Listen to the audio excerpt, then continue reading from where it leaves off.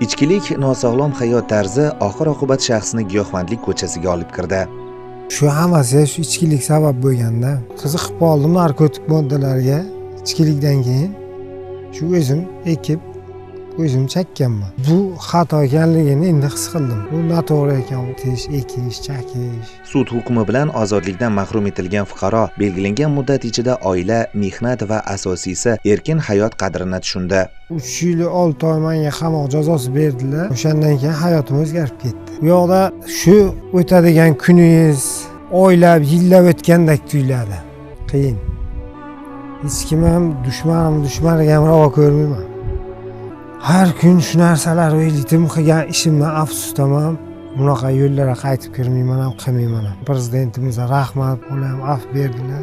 Mana muddatidan oldin chiqib keldim. Buxoro viloyatining Qorako'l tumanidan bo'lgan mazkur fuqaroning eng katta armoni bu otasini so'nggi manzilga kuzata olmagani bo'ldi. Otam rahmatli bo'ldilar. Uspet qilib kelib bilmadim, ulgurmadim. Mazkur fuqaro bugungi kunda Buxoro viloyati Ichki ishlar boshqarmasi Jamoat xavfsizligi xizmati probatsiya bo'limi tomonidan probatsiya hisobiga olingan bo'lib, mazkur fuqaroni hayotga moslashtirish va ijtimoiy himoyalash maqsadida o'zi tomonidan payvandlovchi bo'lish istagini bildirganligi uchun unga amaliy yordamlar ko'rsatilmoqda.